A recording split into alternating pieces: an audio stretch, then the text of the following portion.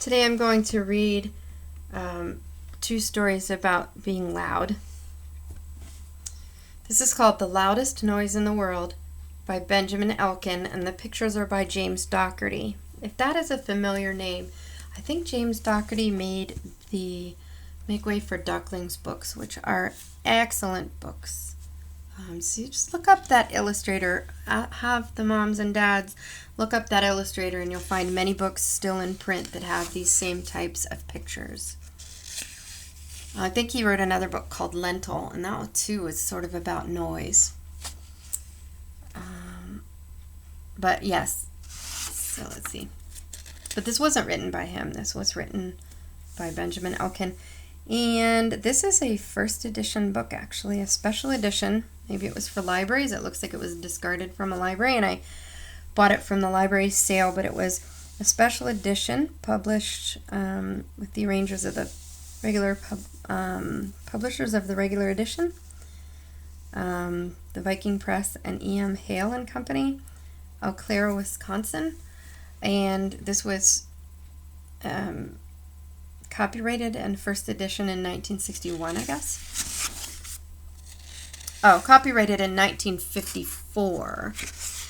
And this edition, this is probably a library edition hardback, was printed in 1961. So it's good and old. Once upon a time, the noisiest place in the world was a city called Hubbub.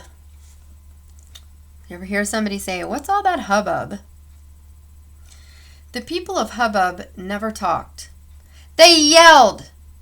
They were very proud that their ducks were the quackiest ducks.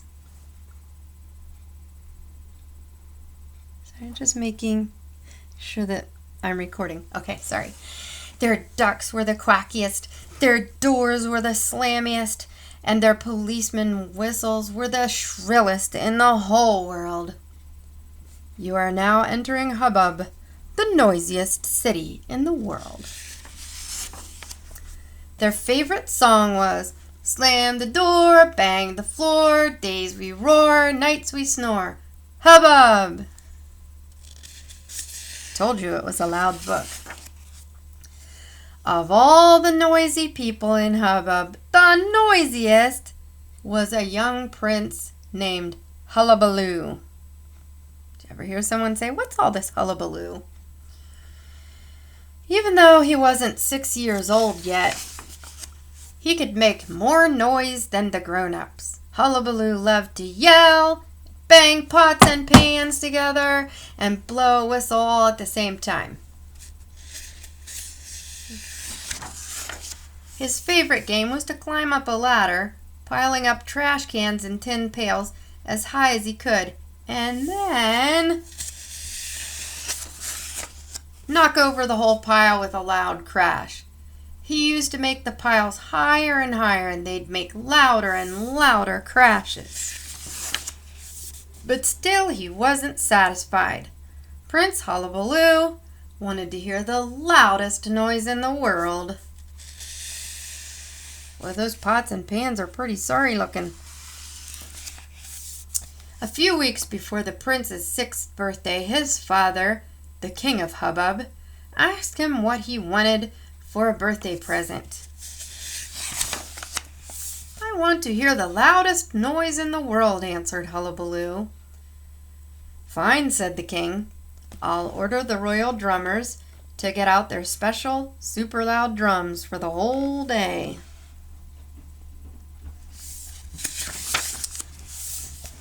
"But I've heard them before," complained the prince. "That wouldn't be the loudest noise in the world." "All right," promised the king. "I'll also order the policemen to blow their special super loud whistles." "I've already heard those before," said Hullabaloo. "They wouldn't be loud enough." "I'll tell you what," said the king. "At the same time, I'll close the schools and have the children stay home all day and slam the super slammy doors. How's that?" Looks like he's thinking about it. I don't think that's Prince Hullabaloo. That looks like a boy throwing a tantrum, but he's just slamming a door, doing what Hullabaloo, Hubbub people do. So here he is thinking, that would help a lot, agreed the prince. But still, it wouldn't be the loudest noise in the world. The king was a very kind father, but he began to lose his patience. What's on your mind? He asked. What great idea do you have? Well, answered Prince Hullabaloo, I'll tell you what I've been waiting for a long time. I want to hear every person in the world yell at the same minute. If millions and millions and millions of people all yelled together, I'm sure that would be the loudest noise in the world. The more the king considered this idea, the better he liked it. It might be fun, he thought. And besides, I'll go down in history as the first king who ever got all the people in the whole world to do the same thing at the same time. Yes, I'll try it. Then the king of Hubbub got busy. He sent out hundreds of messengers to visit every country from the hottest jungles to the coldest iced lands. Every day thousands of messages were carried by telegraph and tom-tom, by car and carrier pigeon, by airplane and dog sled. And soon the answers began to pour in.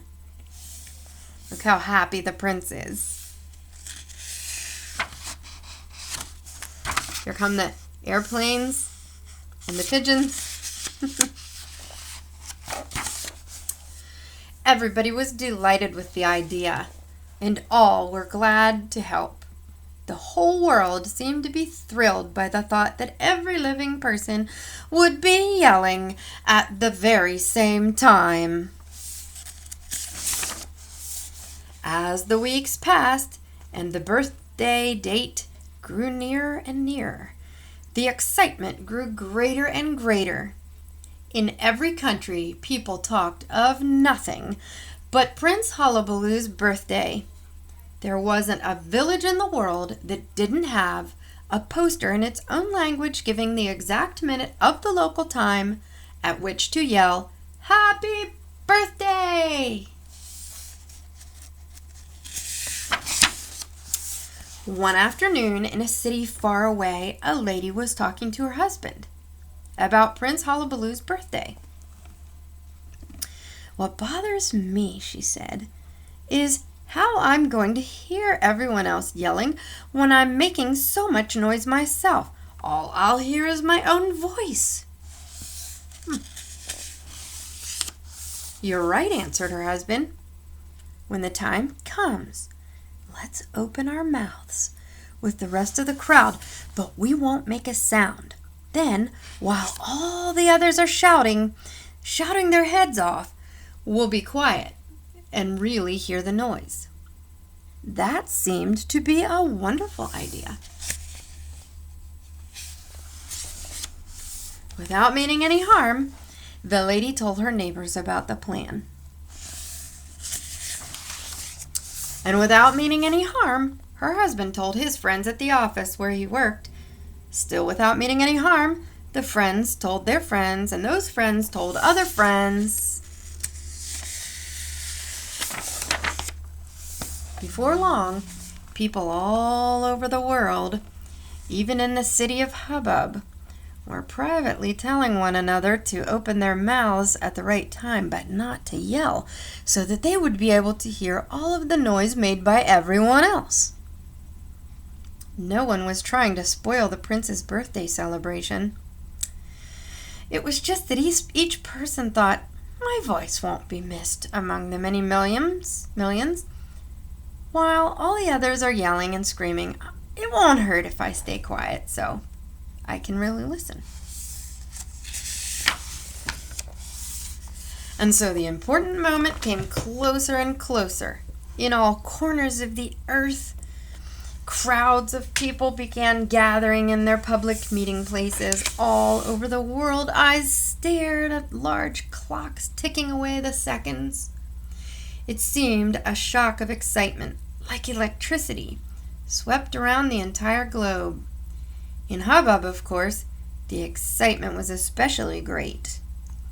Thousands of people jammed in the palace grounds, cheering and shouting, while high on the balcony the young prince waited happily for the loudest noise in the world.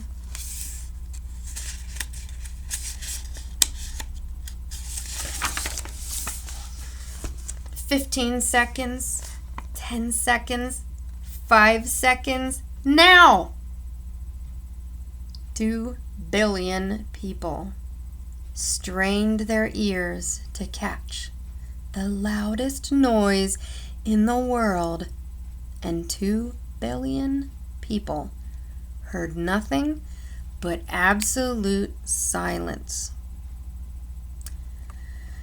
Every person had kept quiet so he could hear the others yell.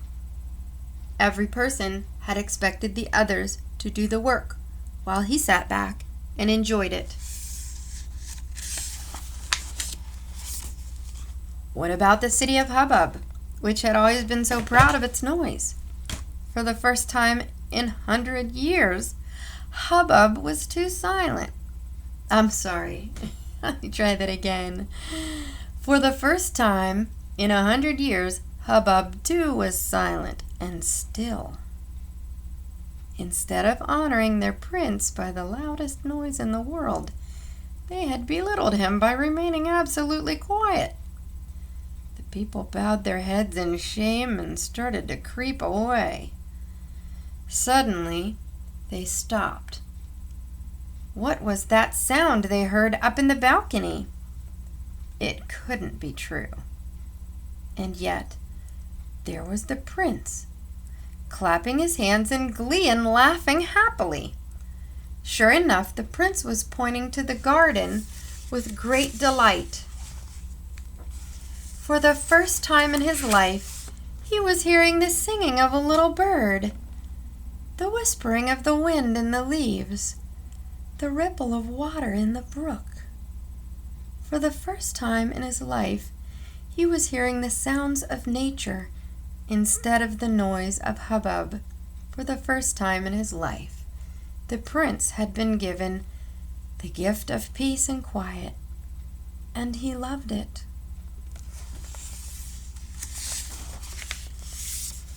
Now, the city of Hubbub is noisy no more. Instead, visitors see this sign: "Welcome to Hubbub, the city of quiet." The people of Hubbub speak gently. They are proud that their ducks are the quietest, and their doors are the lightest, and their policemen's whistles the softest in the whole world.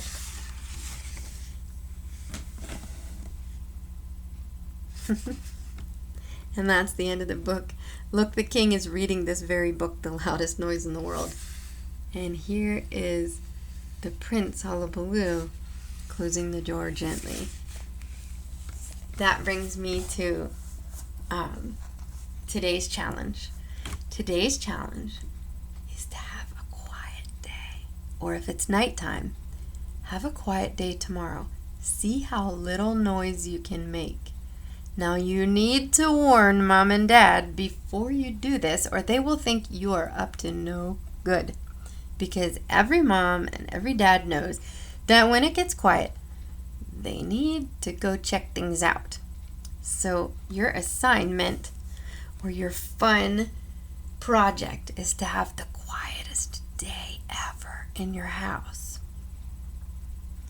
And then maybe at the end of the day, you can have some sort of quiet celebration with some sort of quiet food that doesn't even crunch. But that's what I think would be fun. I'm going to highlight another book that I don't think I can read because it's still in print. But it sort of has a similar little lesson to it. This is called If Everybody Did by Joanne Stover. And I don't know if you can see the pictures. There's all sorts of things going on. Let's see. It was written and illustrated by Joanne Stover, and it was first copyrighted in 1960. Then it looks like it was reprinted in 1989. So I can't really read the whole book, but let me read. If everybody did, they will giggle, they will wiggle. They will be having so much fun. They will want to mind their manners when this clever book is done. Take your child on the hilarious sightseeing tour of what the world would be like if everybody did.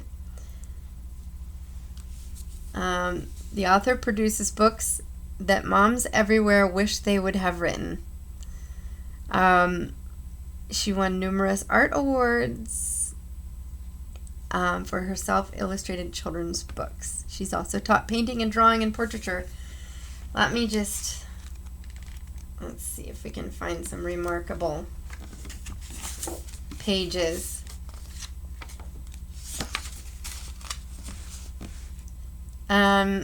When there's only one, that's just somebody, but when there's one and one and one and one and more, that's everybody. Did you ever think of what would happen if everybody did things like make tracks? This is what would happen if everybody did. What if everybody spilled tacks? This is what would happen if everybody spilled tacks. Look, everybody's ouch, ouch, ouch, ouch. It's hurting their feet. What if everybody would pull off a bud? This is what would happen if everybody did. Now I'm not going to read the whole book or I'll get into trouble. What if everybody would stomp and roar? Look at all the little feet sticking down through the ceiling. I have a little story about that at the end. Since I can't read the book, I'll tell you a funny story about me disobeying once. Let's see.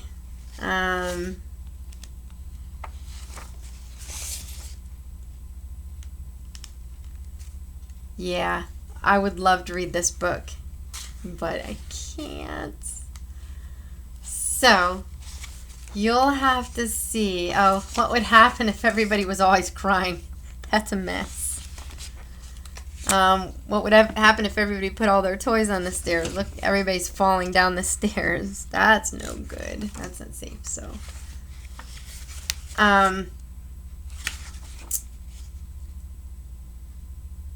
yeah, that's it.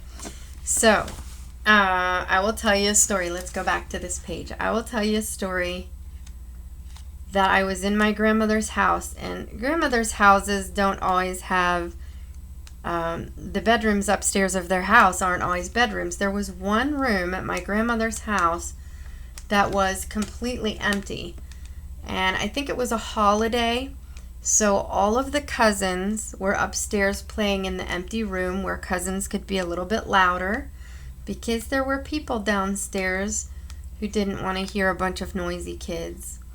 So there were some toys up there, I suppose, and everybody was playing. And I was I can't find that page. I was a lot younger than the other children. So when I went upstairs, my grandmother said, "Look, do you see over in the corner that aluminum pie pan? She said, well, okay, I'll tell you what it was. In the floor was an aluminum pie pan, sort of where the floor was supposed to be. What it was doing was covering up a hole. The hole was made for a stovepipe, but there was no more stove because the house was not heated, having a stove in every room anymore. So it was really just a hole covered up with a pie pan. Now I'm going to tell you right now, if I had grandchildren, I really don't think that I would send my grandchildren up to play where there's a hole in the floor, okay? But by and by, I was just a little kid, and I forgot where I was in the room. So I forgot where the hole in the floor was, and all of a sudden, down went my foot through the floor, and in the room where my grandmother and mother and the aunts and uncles were talking, down in the dining room, were my feet. And it's a good thing I didn't fall the whole way through, but I guess I was chubby enough to stop when I got to my stomach. So, I don't know. Yesterday, or in the video just before this, I read about people sliding down fire poles. There was nothing for me to hold on to. I could have fallen through. So please be safe, and don't stomp so hard that you come through the floor. Nobody wants to hear that. All right, I hope that you have a wonderful day, and I hope that somebody, because this goes out to all my great nieces and nephews, and some little neighbor friends and friends that I know, if anybody can tell me how their very quiet day went, I would love to hear about it. Okay, I had fun with you. This was Aunt Becky.